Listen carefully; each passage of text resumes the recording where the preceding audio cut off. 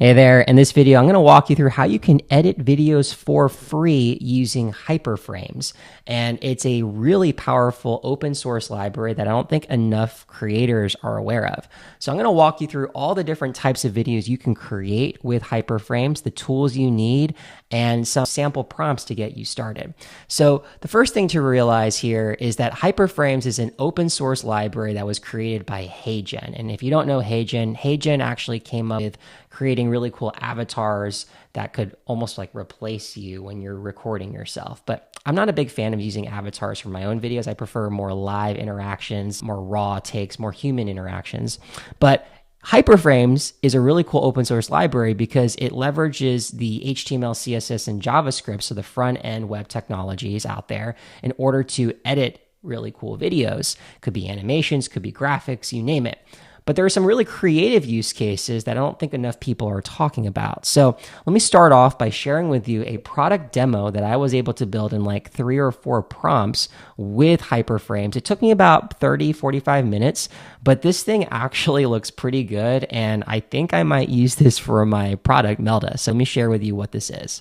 Your best short-form ideas are already hiding inside your videos. Melda finds those ideas, then turns them into scripts in your voice in seconds. Drop in any video, add your take, let Melda research the rest. Source first, voice aware, ready to record. Choose the hook, keep control, and leave with a script you'll actually shoot. Turn your next video into a script. Start free at melda.co. So the voice might be a little robotic, but that's pretty impressive. Now, the cool thing about how I built this was I literally just gave it a prompt and my website, and it was able to do a really good first pass of this. So I'm going to actually walk you through how to do this for your own product launch videos, etc. Another really cool use case that I have for you is actually creating green screen videos. So you might see these videos go really viral on Instagram or TikTok where you see someone reacting to something that they read or saw. And I was able to create this video as well using Hyperframes. So let me walk you through this one just really quick. Claude or ChatGPT can research any topic like a PhD in minutes, and here's exactly how. See, it's based on a Stanford research method that went viral here, and it's been so helpful for me to get clarity on my business and my personal development goals. It's called STORM, and it's a long acronym, but it stands for Synthesis of Topic Outlines Through Retrieval and Multi-Perspective Question Asking, which basically means you need to tell AI to assess a topic in 4 phases. Phase 1, have AI... So I'll pause there, but you'll get the sense that it was able to compose the background behind me. It was able to create a cutout of me because all I did was I gave it a talking head A-roll of me talking to camera and just a couple of screenshots that I knew I wanted in the hook. And then it was able to compose a couple of prompts. And then one more use case for good measure that I find really helpful is I decided to create a storytelling video about my side hustle journey. And I had some B-roll that I had lined up in my local files, and HeyGen or Hyperframes can create a video. And here's what it created. It's pretty good.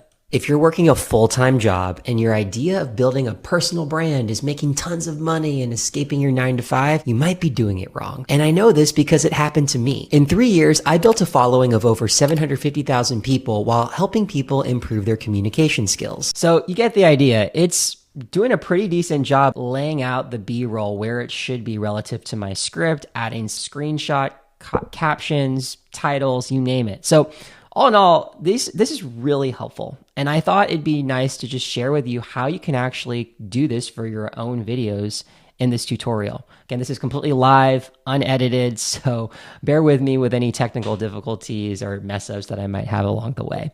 So the first thing I'd recommend is that you actually buy a Codex or Claude Code if you don't already use it. So when I say for free, it's not free from the sense of you don't pay anything. You should ideally be working with a coding agent like Claude Code or Codex if you want to get the most out of AI in general, not just building videos like this, right? So I strongly recommend you get Claude Code or Codex.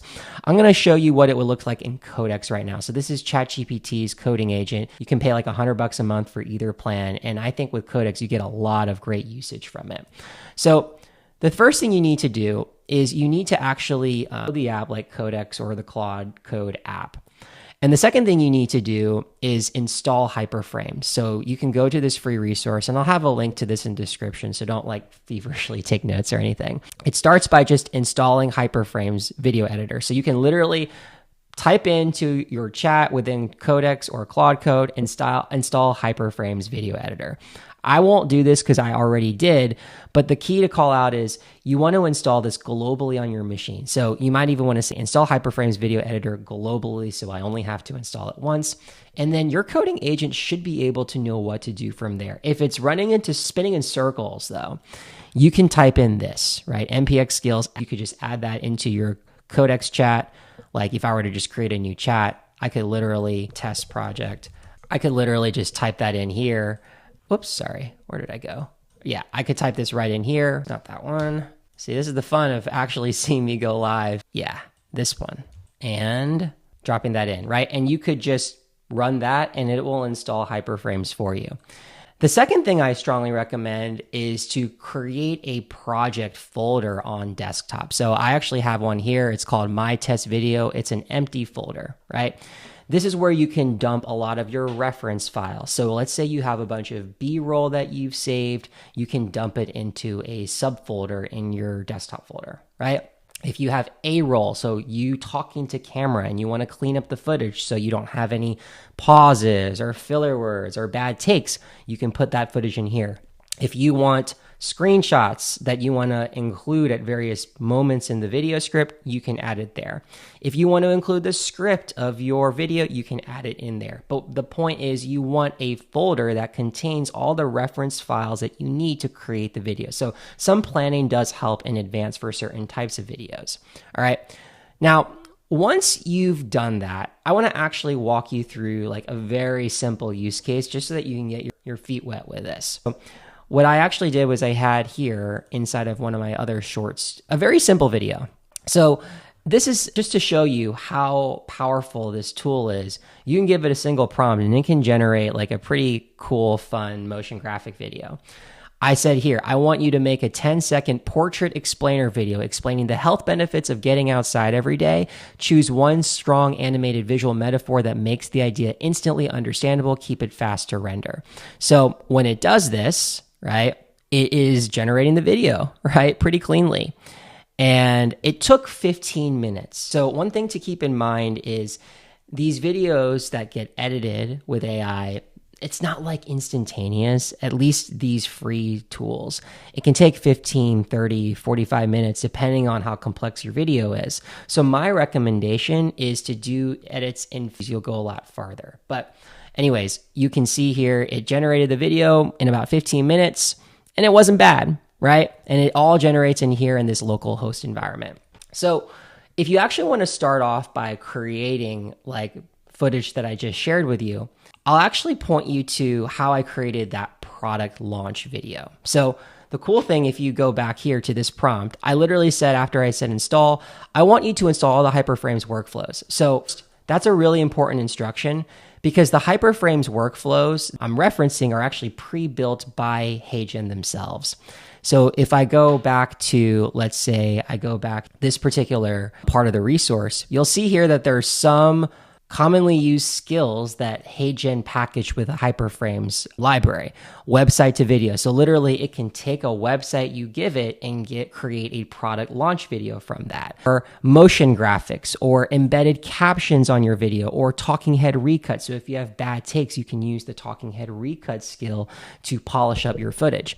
These are pre-built out of the box. And so I wanted to use that when it came to creating a product launch video. So I said, I want you to use this website to video skill right after you install Hyperframes workflows. Create a 25-second cinematic product launch video from my website, melda.co. Capture the website's actual colors, typography, UI, brand feel, etc. So you can like drop in this prompt for yourself and just add your own product demo video or add your own product website and it'll spit out a first pass at this. Now notice here, it took over 30 minutes to generate a complete first version of what you just saw earlier in this video. But it wasn't perfect. So if you scroll down, you'll see here, I actually gave it a prompt, which I'm trying to see if I can find it here. Yeah. So I gave it this prompt where I was like, For the intro part where I say your best short form ideas, where we have this footage show up as background, much grayer.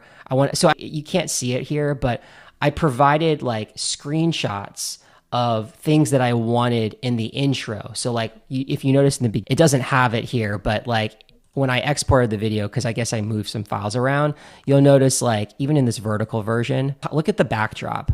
Your best short form. You see how there's like a bunch of videos that are scrolling? Well, that's literally because what I did was going back to my saved posts here under my Instagram. I literally went to my saved posts. Oops. Oh, it's not loading. Well, anyway, I can't share that to you now. But I went to like all of my saved posts here and I saw a mosaic of them and I just scrolled through them and I captured the screen recording. And then I uploaded that screen recording to my project folder, which would have been here, and it was able to reference that video as backdrop. Codex, I basically said for the intro part, when I say your best short form ideas, right, where we have this footage show up in the background, much grayer with bright white text in the center that pops out saying your best short form ideas, right? So I have to be very prescriptive with what specific changes I want, but that's just like how you would give feedback to a normal human editor whenever you see them create something, right? So the idea is you want to get like a really good first pass. It probably can get you like 80% of the way there. And then you might need to do some fine tuning where you're giving very specific prompts back to Codex or Claude Code in this case. And so it was able to give me like, it was actually putting together snapshots of the footage. So you can see here, it's literally taking part of the backdrop here. I added some 4 screenshots of YouTube videos, right, including one of my own. And it sort of puts together the pieces, frame by frame, and then animates it all together. And you can see these screenshots, which basically is taking the context I gave it, the screenshots, the animated scroll, the direction and where these captions should go, and then provides the edit. Now, one really cool thing is that in case you want to give more prescriptive feedback on your video, you can actually go to the storyboard section right here. The storyboard is essentially how the video is laid out across the entire duration. So what's the arc? What's the audience, for example? What keyframes do you have? What do the animations look like? You can already see like, here's a description of what is happening, animated, different guided flow sections. So what's helpful is you can actually, if you have specific feedback in a section, you can go back to the storyboard and call in the 3 reasons section. That way, the Hyperframes can just know exactly what you're talking about and make specific modifications as you see fit. So with that said, I had to change the voiceover from a man's voice to a woman's voice. I also asked it to make a second 9:16 version, and that's how I got this version right here. And it was like, I'll mute it, but you can see that it's basically the same concept. It's just cleaner and formatted beautifully for 9:16. It's not like formatted awkwardly or anything like that. So this is just like really, really impressive. And I think that's the most powerful use case for Hyperframes because, like I said, if you're a business owner who's got a lot to do, chances are when you edit your videos, you're not going to want to oversee the edits constantly every single day because that can get pretty tiring. So you'd rather edit things that are more durable assets. And I think a product demo video is a great example of that. Having said that, though, I will say there are a couple of really clean ways you can use Hyperframes. So actually, let me go back to my free resource here. So you'll notice that there are a few different types of videos that I highlighted, like green screen, even animated stories with different B-roll. So I'm going to walk you through my approach to creating those in case you want to try creating these types of videos yourself. But before I do, I want to walk you through actually some really good prompting guidance from HeyGen themselves. So if I go back here, if you go to this particular on X, I'll have a link to it as well. It talks you through how to actually prompt Hyperframes in order to get the best possible results. And they have here like 6 core decisions. So it says here, start with the right workflow. So what is the workflow that you want to create? Give me the spec. So how long is it? What's the shape of the video? Tell me the beats, beat by beat. What happens on screen second by second? Copy, what's your exact words? Technique, name the moves you want. And negative, say what to leave out. Essentially, every time Hyperframes processes your prompt, it's going to run your instructions against one of these 6 dimensions. So it's helpful to actually translate your language into a Hyperframes prompt. So what I'll provide in the description is a way where you can just riff, like you can just talk through what is the concept you want. And then what the skill will do is it will actually package everything that you say without leaving anything out into this 6-part prompt that Hyperframes will be able to process. And in the meantime, the skill will ask you follow-up questions if any parts are ambiguous, unclear. So let me actually give you some examples of like some prompts that you can do. These are some motion graphics prompts that I provided, like the level of specificity that it takes. Make a 6-second 1080 by 1920 video on a deep navy background with faint blue glow. Beat 1, the number 0 sits uncentered in bold sans, then counts up fast to 700K and settles. So this is like a motion graphic. Right? And in the interest of time, just for the sake of it, I'm going to go ahead and just create this myself so you can see what happens. So I'm going to actually pull from my video, Hyperframes, right? And I'm just going to notice here the model I'm using. I think you can use GPT-5.5 as well and get pretty decent results. But, I found that GPT-5.6 Luna is just a little bit faster and tends to get my prompt right a little bit more. So I'm going to go on Luna. And I'm going to let that run. So while that's running in the background, you'll see here it's using the Hyperframes and motion graphics skill to build a 6-second vertical composition, and they'll render and verify the video. The thing I'll call out when it comes to creating your own videos is it really helps if you can map out what you're looking for visually. Now, I think it's very hard, especially if you have like a 2-minute video, to go beat by beat every 2 seconds exactly what you want. So instead, what I like to do is I like to take a slightly different approach where I give it the general structure, what I want the video to do. I give it all the assets that I'd like to provide, and I just talk out loud as I would instruct a normal human editor. And then I would use that skill that you'll see in the description to actually repurpose my audio, my spoken prompt, into a structured prompt that Hyperframes can actually use. So do an example of that, and you'll see how this works. Okay, so here is the Hyperframes prompt skill that you're going to invoke in a separate chat. So whenever you give it a voice note explaining what's the general structure format of the video that you want, the skill is going to process it, route it to each of the 6 decisions, right? Route, spec, beats, copy, technique, negatives. And then there's going to be a question policy. So ask questions only when the answer would materially change the route, runtime, story order, exact copy, source footage treatment, or delivery format. Prioritize these 5 categories, right? So let me actually walk you through how I might use this in practice. In my test video, right, I'm going to go back to this particular desktop folder right here. It's got this background image, right, that I knew I wanted to include. Let's say it's got this background image I wanted to include, and it's got some A-roll footage of me as well. I think I have it right here. Yeah, this one. So I'm going to open this again and drop this in here. So you can see here, this is A-roll footage of me just talking. Claude or ChatGPT can research. Right, it's taking my footage, right? And it's going to take that stuff. That's all I really have, right? I have the script that I recorded from, right? My A-roll. I've got some background images that I want. So I'm going to say this. I'm going to go with my whisper flow here, and I'm just going to say, I want you to create an edit where this is a green screen video where we're going to clean up the A-roll that you see of me talking so that there's no pauses, there's no bad takes, there's no filler words. And this entire video, I want it to have a green screen effect. So the hook should have, like the first sentence that I say should have the background img_1526.png should be behind me. And then when I get to the second sentence, I want img.1659 to be behind me. And then after that, the rest of the video, I want it to have animations and graphics that emphasize the key points that I'm making in the video.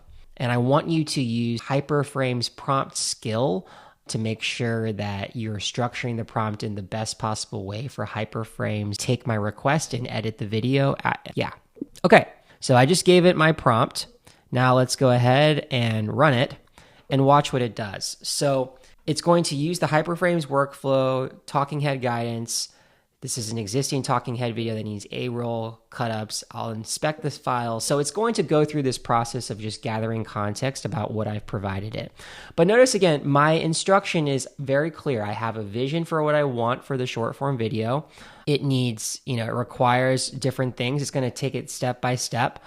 And the key that I will expect it to do at some point towards the end is ask me follow-up questions if it doesn't have enough guidance based off of that skill here, right? It's eventually going to run this skill and it's going to ask me these things, right? It may infer from the resource what's the aspect ratio, right? Because I recorded an A-roll 9:16 vertical footage. But in some cases, it may not have that direction, okay?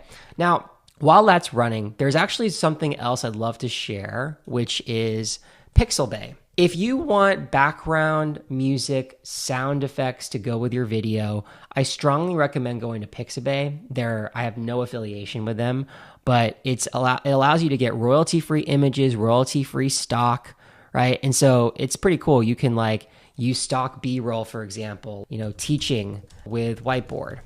I don't know, something like that. I've never typed that in. Let's see what happens. Look at this. You get really cool B-roll that you could overlay as you're talking, right? So if you just create a library of B-roll footage you want that represents the things that you're going to say in the script, strongly recommend that you just start downloading these free B-rolls, right? I think there are some royalty-free images, free images, right? I think you can even go back to videos here. So you can even do, teaching with whiteboard, right? And there you go. You got these sponsored videos. So you could go ahead and it's got some ugly things like watermarks you'd have to pay to remove them. But there are others that are royalty free, like these, right? And not all of them are great, but some of them are decent, right? And you can get by with a lot of the royalty free footage. I personally love going to the music section. So I like to have background music just to give a little bit more liveliness to the track or to the video. So you can hear here, right? Pretty funky, pretty nice. There's tons of options. I really like that one a lot, but you can just kind of browse, you kind of take the music that fits the vibe of your video.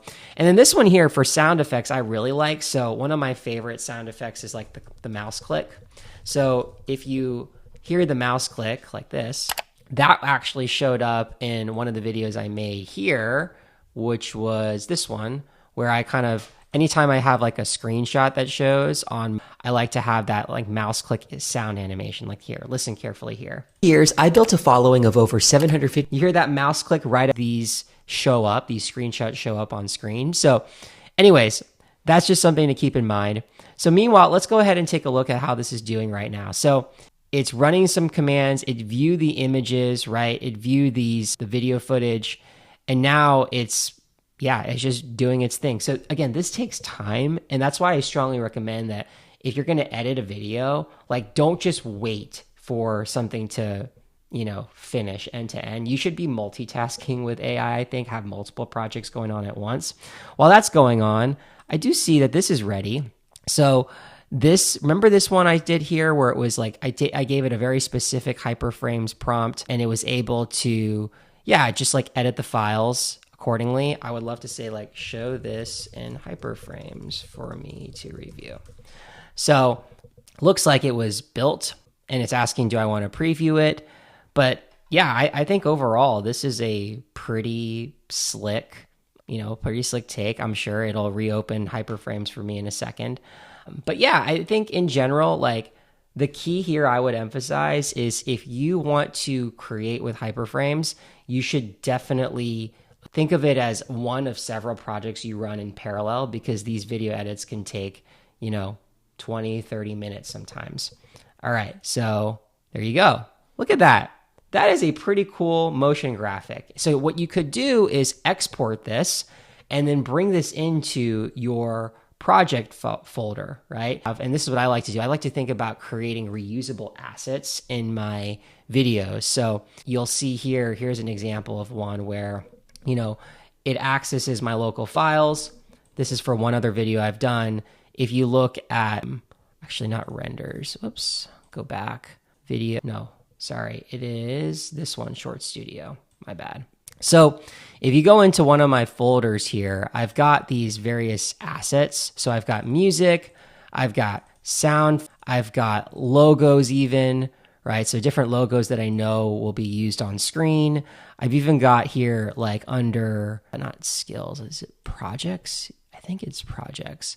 B-roll. So you can see here all the different footage of me like reacting, frustrated. This is going to show up kind of funky on the side, but like it's literally me just recording myself doing certain things, right?